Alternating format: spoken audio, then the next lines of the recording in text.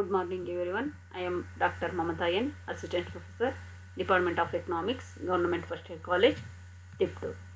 Today, let us discuss about methodology of crop cutting estimation. Methodology of crop cutting estimation, ಬೆಳೆ ಕಟಾವು ಪ್ರಯೋಗವನ್ನು ಮಾಡುವಂತಹ ನಡೆಸುವ ವಿಧಾನ. The Directorate of Economics and Statistics release estimates of area, production and yield in respect of principal crops of food grains, oilseeds, sugarcane, fibers and important commercial and horticultural crops. These crops together account for nearly 87% of agricultural output. The estimates of crop production are obtained by a multiplication of area estimates by corresponding yield estimates. The estimates of area and yield rates assume prime importance in the entire gamut of agricultural statistics. ಇಲ್ಲಿ ಬೆಳೆ ಕಟಾವು ಪ್ರಯೋಗ ನಡೆಸಲು ಎರಡು ಮುಖ್ಯವಾದಂತಹ ಮಾಹಿತಿಗಳು ಅದಾಗಿರುತ್ತೆ. ಬೆಳೆಗಳಿಗೆ ಒಳಪಟ್ಟಂತಹ ಪ್ರದೇಶ ಮತ್ತು ಸರಾಸರಿ ಇಳುವರಿ ಎನ್ನುವಂಥದ್ದು. ಇದು ಆಲ್ರೆಡಿ ನಾವು ಅದರ ಒಂದು ಬೆಳೆ ಕಟಾವು ವಿಧಾನಗಳಲ್ಲಿ ನಾವು ತಿಳ್ಕೊಂಡಿದ್ದೀವಿ. ಇಲ್ಲಿ ಬೆಳೆಗಳಿಗೆ ಒಳಪಟ್ಟಂತಹ ಪ್ರದೇಶಗಳನ್ನು ನಾವು ಯಾವುದು ಅನ್ನೋದಕ್ಕೆ ನೋಡ್ಕೊಂತೀವಿ. The director of economic and statics ಒಂದು ಭಾರತದ ಈ ಒಂದು ನಿರ್ದೇಶನಾಲಯ ಅಂದರೆ ಆರ್ಥಿಕ ಮತ್ತು ಸಂಖ್ಯಾಶಾಸ್ತ್ರ ನಿರ್ದೇಶನಾಲಯ ವ್ಯಕ್ತಪಡಿಸುವಂತಹ ಅಂದಾಜುಗಳು ಏನಪ್ಪ ಅಂದರೆ area, production, yield in respect of principal crops, food grains, ಪ್ರಮುಖವಾದಂತಹ ಒಂದು ಆಹಾರ ಬೆಳೆಗಳಿಗೆ ಸಂಬಂಧಪಟ್ಟಂತಹ ಉತ್ಪಾದನೆಗೆ ಸಂಬಂಧಪಟ್ಟಂತಹ ಒಂದು ಎಸ್ಟಿಮೇಷನ್ ಅಂದಾಜುಗಳನ್ನು ಮಾಡಲಾಗುತ್ತೆ. ಅದರಲ್ಲಿ ಆಯಿಲ್ ಸೀಡು, ಶುಗರ್ ಕೇನು ಇವೆಲ್ಲವೂ ಸಹ ಆಹಾರ ಬೆಳೆಗಳು. Oil seeds, sugar cane, fibrous, important commercial and horticultural crops, ಹಾಗೆ ವಾಣಿಜ್ಯ ಬೆಳೆಗಳು ಮತ್ತು ತೋಟಗಾರಿಕಾ ಬೆಳೆಗಳು ಸಹ ಇದರ ಸೇರ್ಕೊಂಡಿರ್ತವೆ. These crops together account for nearly 87%. ಇವೆಲ್ಲವೂ ಸೇರಿ ಅಂದರೆ ಆಹಾರ ಬೆಳೆಗಳು, ಆಹಾರೇತರ ಬೆಳೆಗಳು, ವಾಣಿಜ್ಯ ಬೆಳೆಗಳು ಮತ್ತು ತೋಟಗಾರಿಕಾ ಬೆಳೆಗಳು ಸೇರಿ 87% ಅಷ್ಟು ಒಟ್ಟು ಕೃಷಿ ಉತ್ಪನ್ನ ಆಗಿರುತ್ತೆ. The estimates of crop production are obtained by multiplication of area estimates by corresponding yield estimates. ಒಟ್ಟು ಇದರಲ್ಲಿ ಎಷ್ಟು ಗುಣಾತ್ಮಕವಾದಂತಹ ಒಂದು ಪರಿಮಾಣ ಏರಿಯಾಗಳಲ್ಲಿ ಉತ್ಪಾದನೆಯನ್ನು ಮಾಡಲಾಗುತ್ತೆ ಅನ್ನೋದು ಅಂದಾಜು ಮಾಡ್ತಿದ್ವಿ. The estimates of area and yield rates assume prime importance in the entire gamete of agriculture statistics. ಕೃಷಿ ಅಂಕಿಅಂಶಗಳನ್ನು ಇಲ್ಲಿ ಪ್ರಮುಖವಾಗಿ ನಾವು ಎಲ್ಲ ರೀತಿಯ ಮಹತ್ವವನ್ನು ಹೊಂದಿರುವ ಈಲ್ಡ್ ಅಂದರೆ ಬೆಳೆಯ ದರವನ್ನು ತಿಳ್ಕೊಳ್ಳಿಕ್ಕೆ ಅಂದಾಜು ಮಾಡಲಾಗುತ್ತೆ. ಇಲ್ಲಿ ಏರಿಯಾ ಸ್ಟ್ಯಾಟಿಸ್ಟಿಕ್ಸ್ ಬೆಳೆಗಳಿಗೆ ಒಳಪಟ್ಟಂತಹ ಪ್ರದೇಶ ಅಂತ ಏರಿಯಾ ಸ್ಟ್ಯಾಟಿಸ್ಟಿಕ್ಸ್ ಅಂದರೆ ಇಲ್ಲಿ from the point of view of collection of area statistics, the states in the country are divided into 3 broad categories. ಪ್ರಮುಖವಾಗಿ ಬೆಳೆಗಳಿಗೆ ಒಳಪಟ್ಟಂತಹ ಪ್ರದೇಶವನ್ನು ಅಂದಾಜು ಮಾಡಲಿಕ್ಕೆ ಸಂಪೂರ್ಣವಾಗಿ ದೇಶವನ್ನು 3 ಭಾಗಗಳಾಗಿ ವಿಂಗಡಿಸಲಾಗುತ್ತೆ. State in country are divided into 3 broad categories. The first category covers states, UTs and United States which have been cadastrally surveyed and their area and land use statistics are built up as a part of the land records maintained by the revenue agencies. ಕಂದಾಯ ಇಲಾಖೆಯಿಂದ ಮಾಹಿತಿಯನ್ನು ಮೊದಲಿಗೆ ನಾವು ತೆಗೆದುಕೊಳ್ತೇವೆ. Refer to as land record states are temporary settled states. ಅಂದರೆ ರಾಜ್ಯದ ಒಂದು ಭೂ ವರದಿಯ ಪ್ರಕಾರ the system of land records is followed in 17 major states: Andhra Pradesh, Assam, Bihar, Chhattisgarh, Haryana, Himachal Pradesh, Jammu Kashmir, Jharkhand, Karnataka, Madhya Pradesh, Maharashtra, Punjab, Rajasthan, Tamil Nadu, Uttar Pradesh and Uttarakhand, and 4 UTs of ಅಂದರೆ unitary territories: Chandigarh, Delhi, Dadar, Nagar Haveli and Pondicherry ಅಥವಾ Puducherry. These states UTs account for about 86% of reporting area and are covered under timely reporting scheme, under which 20% villages are selected at random for complete area enumeration. ಇಲ್ಲಿ ಕೇಂದ್ರಾಡಳಿತ ಪ್ರದೇಶ ಮತ್ತು ರಾಜ್ಯಗಳು 17 ರಾಜ್ಯಗಳು ಮತ್ತು 4 ಕೇಂದ್ರಾಡಳಿತ ಪ್ರದೇಶಗಳಿಗೆ ಸಂಬಂಧಪಟ್ಟಂತಹ ಎಲ್ಲ ರೀತಿಯ ಕೃಷಿ ಇಲಾಖೆ ಕೃಷಿ ಚಟುವಟಿಕೆಗಳಿಗೆ ಸಂಬಂಧಪಟ್ಟಂತಹ ಎಲ್ಲ ಮಾಹಿತಿಗಳನ್ನು ಬೆಳೆಗೆ ಒಳಪಟ್ಟಂತಹ ಪ್ರದೇಶಗಳ ಮಾಹಿತಿಯನ್ನು ಸಂಗ್ರಹ ಮಾಡಲಾಗುತ್ತೆ.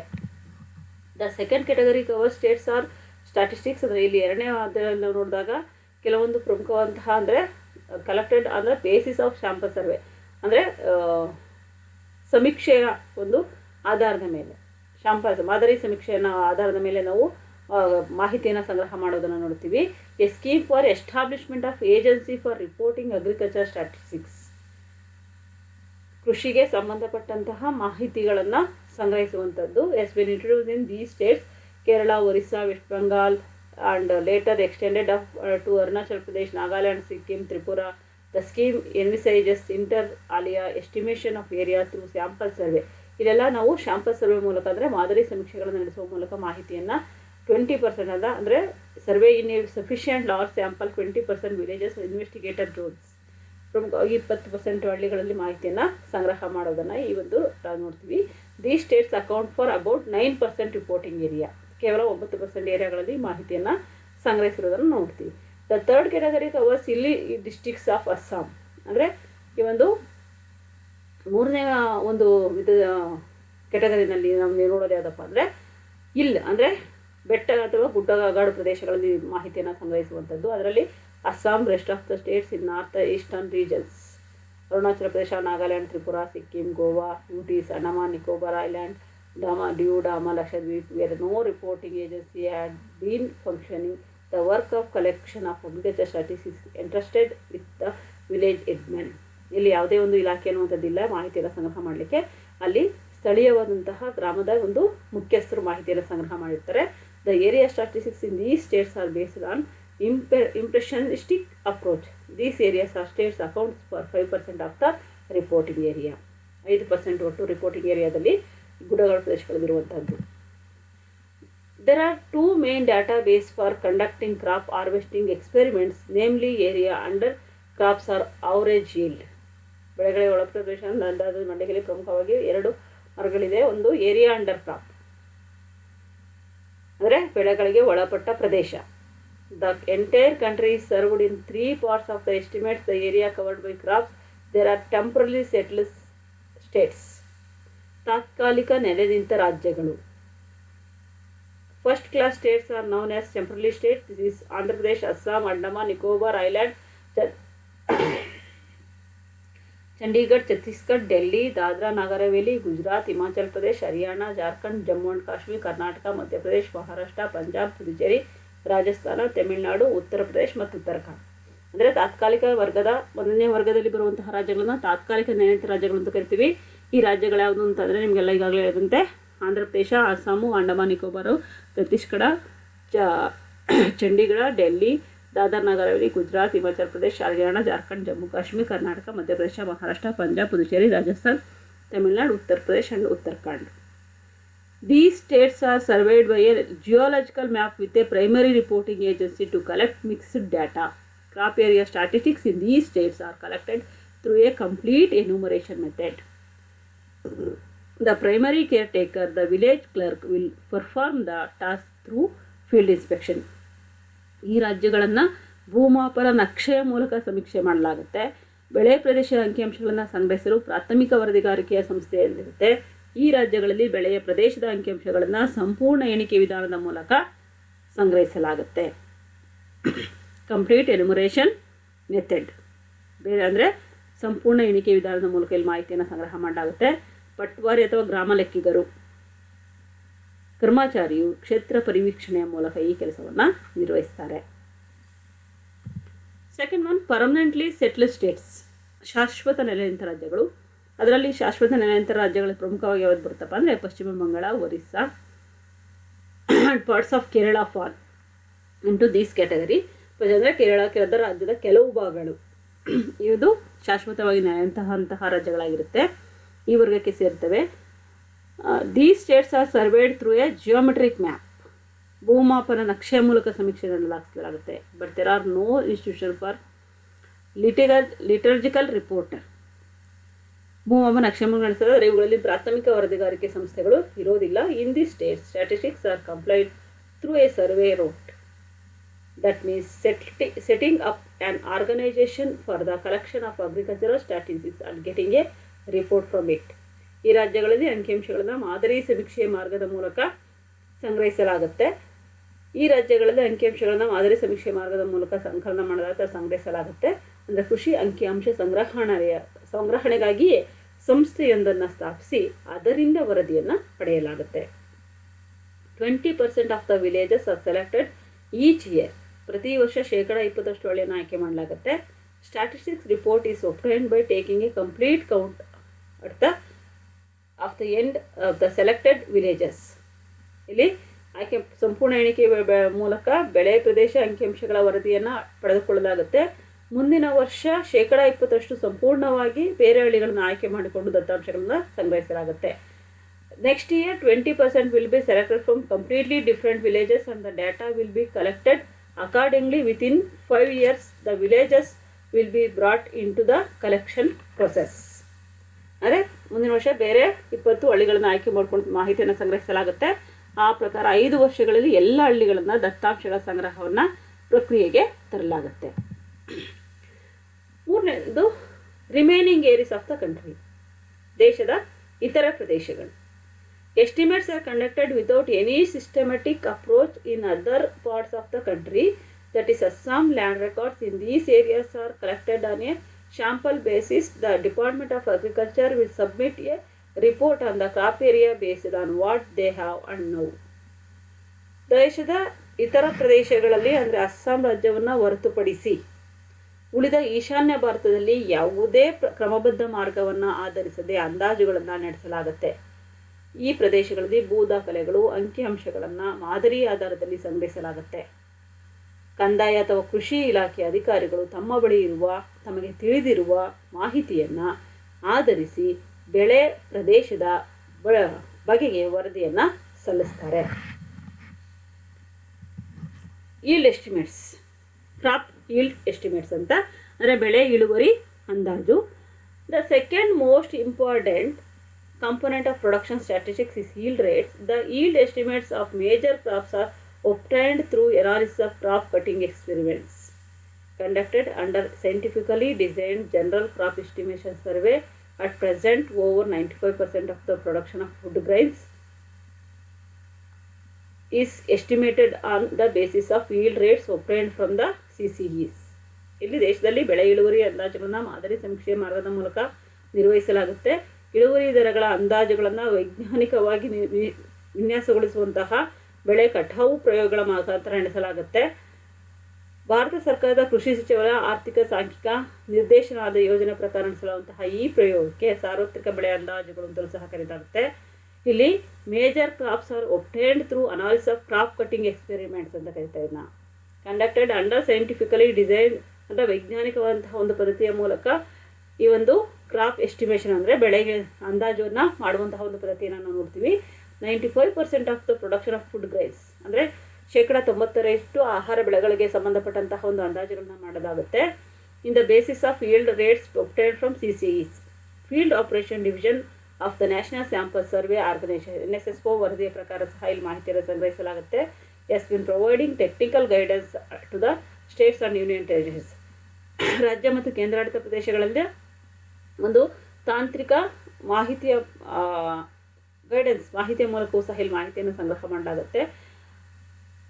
Estimation survey for estimating yield rates of principal crops, ಪ್ರಮುಖವಾದಂತಹ ಬೆಳೆಗಳಿಗೆ ಸಂಬಂಧಪಟ್ಟಂತಹ ಮಾಹಿತಿಯನ್ನು ಇದರ ಮಾರ್ಗದರ್ಶನದಲ್ಲಿ NSSO ಮಾರ್ಗದರ್ಶನದಲ್ಲಿ ಮಾಹಿತಿಯನ್ನು ಸಂಗ್ರಹಿಸಲಾಗುತ್ತೆ. In addition NSSO collaboration with states and union territories implement sample check programmes on area enumeration work, area aggregation and conduct of crop cutting experiments under scheme for improvement crop statistics.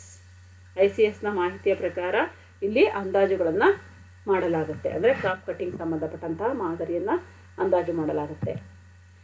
While executing the program of sample checks on crop cutting experiments, the FARD associates itself with the operational aspects of the conduct of crop cutting experiments, right from selection of sample villages, training of field staff to the supervision of field work. ಇಲ್ಲಿ ಪ್ರಮುಖವಾಗಿ sample ಅಂದರೆ ಮಾದರಿ ಆಧಾರದಲ್ಲಿ ಮಾದರಿಗಳನ್ನು ಸಂಗ್ರಹಿಸುವ ಮೂಲಕ crop cutting ಅಂದರೆ ಬೆಳೆ ಒಂದು ಕಟಾವಿಗೆ ಸಂಬಂಧಪಟ್ಟಂತಹ ಅನುಭವಗಳನ್ನು ಇವರು ಮಾದರಿಗಳ ಆಧಾರದ ಮೇಲೆ ಮಾಹಿತಿಯನ್ನು ಸಂಗ್ರಹಿಸುವಂಥದ್ದನ್ನು ನೋಡ್ತೀವಿ ಹಳ್ಳಿಗಳಲ್ಲಿ. And in the process gather micro level information ಅಂದರೆ ಸ್ಥಳೀಯವಾದಂತಹ ಮಾಹಿತಿಯನ್ನು ಸಂಗ್ರಹ ಮಾಡಲಾಗುತ್ತೆ. To conduct crop cutting experiments for estimation of crop field. The result of crop estimation surveys are analysed and annual publication entitled Consolidated Results of Crop Estimation Surveys on Principal Crops is brought out by the NSSO regularly.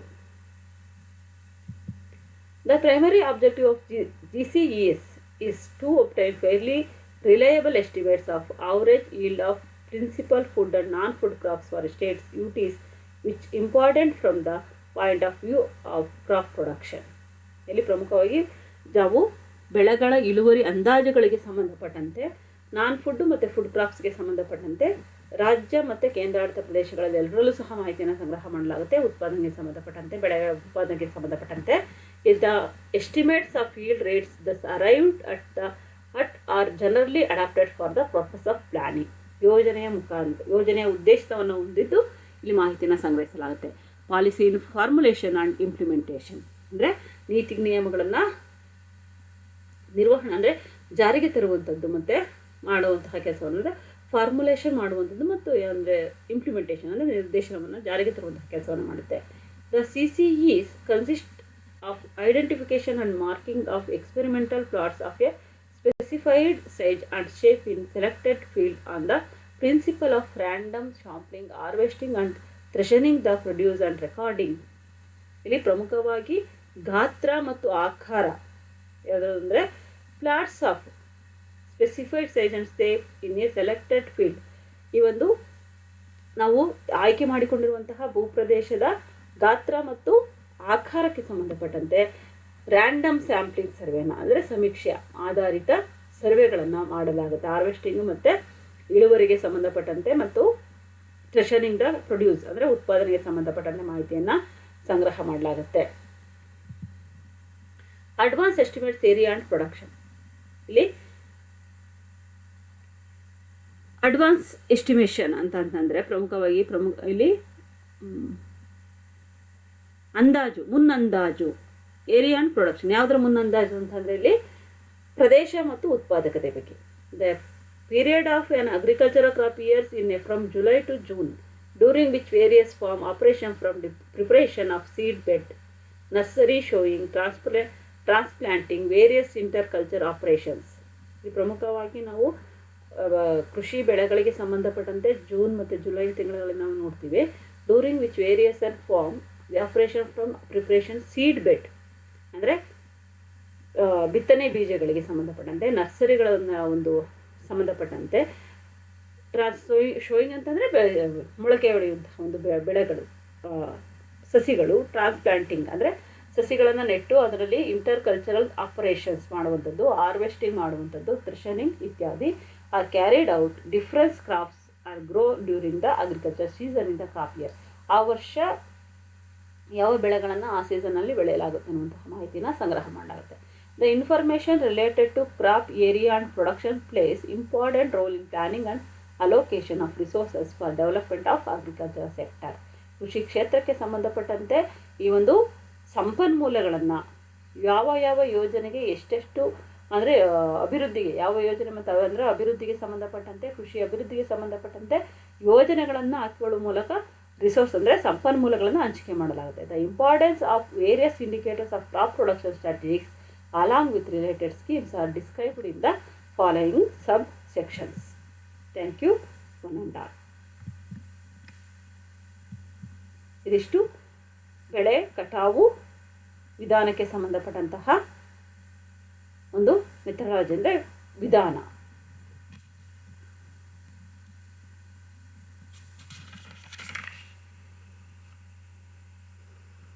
ಬೆಳೆ ಕಟಾವು ಪ್ರಯೋಗವನ್ನು ನಡೆಸುವಂತಹ ಒಂದು ವಿಧಾನಗಳಾಯಿತು.